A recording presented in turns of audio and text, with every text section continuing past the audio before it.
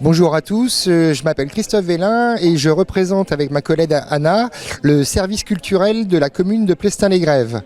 Et donc on est venu présenter plusieurs actions, plusieurs entités de la commune, à savoir la salle de spectacle, l'espace culturel Andourmeur, notre médiathèque qui fait plein de belles choses, dont le Printemps des Poètes dans pas très longtemps et la Nuit de la Lecture. Et je représente aussi l'association culturelle Tianol, qui est une association qui fait plein de choses, des cours de musique, des ateliers créatifs divers et variés.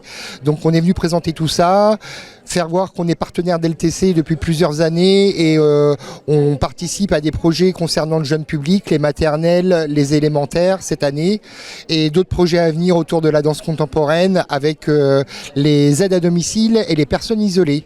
Voilà, à très bientôt.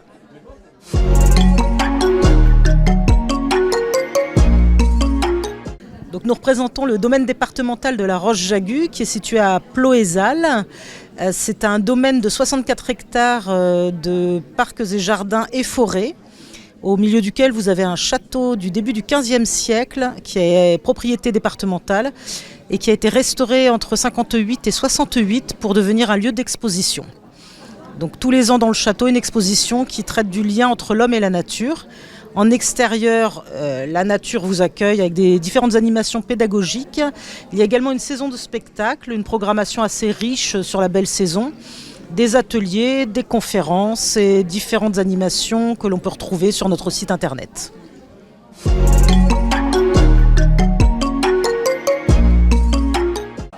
Bonjour, c'est le stand de Tiarbro Trégorguelo ici.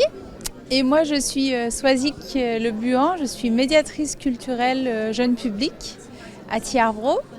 Tiarbro, c'est une association qui travaille et œuvre pour la valorisation de la matière culturelle de Bretagne. Et on est plusieurs à monter des projets auprès de différents publics. Donc auprès du jeune public, mais aussi auprès des plus âgés dans les maisons de retraite et les EHPAD, ou encore des cours de breton pour adultes le soir, tous ceux qui veulent bien s'inscrire.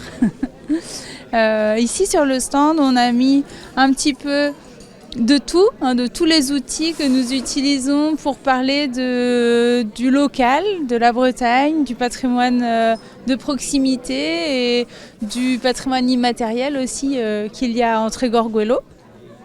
Donc les instruments de musique, des contes et légendes, des outils pédagogiques, n'est-ce pas, qui nous permettent de transmettre un peu tout ça aux différentes personnes que nous rencontrons tout au long de l'année et sur tout le territoire Trégor jusqu'à Paimpol et Plestin de l'autre sens.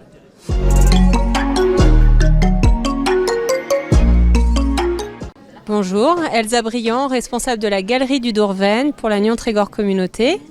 Donc là, Christophe Mazur, moi je suis à l'accueil et pour les actions de médiation de la galerie. Donc la Galerie du Dourven est un espace d'exposition d'art contemporain et aussi un lieu de résidence dans lequel on accueille des artistes du champ de l'art contemporain et on les invite à travailler sur la notion de paysage qui est la thématique qui régit le projet artistique de la Galerie du Dourven. On présente une moyenne de 2 à 3 expositions par an, une exposition au printemps, une exposition d'été et puis des formats plus courts à l'automne et en hiver. Et on accueille un public très large, dont des groupes scolaires, périscolaires. Une des particularités, c'est que cette galerie-là est dans un parc qui est magnifique, en bordure de mer. Et donc, il y a énormément de personnes qui fréquentent ce parc-là pour se promener. Et du coup, qui croisent, alors que ce n'est pas forcément l'objectif de fréquenter une galerie et de rencontrer l'art contemporain. Et ils en profitent pour découvrir les expositions qu'on propose. Chose qui n'est pas toujours facile pour une structure culturelle d'attirer des publics très variés.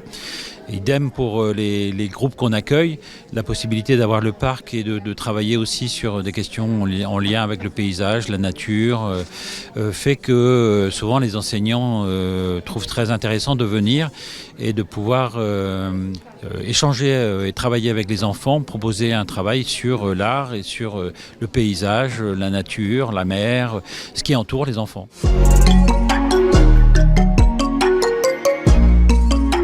Oui, alors bonjour à toutes et à tous. Alors moi c'est Morgane Lerogue, donc je suis médiatrice au sein du label Pays d'Art et d'Histoire. Alors ce label est un label national décerné par le ministère de la Culture et il récompense les collectivités ou les villes qui s'engagent dans une démarche active de connaissance, de valorisation de leur patrimoine et de leur architecture.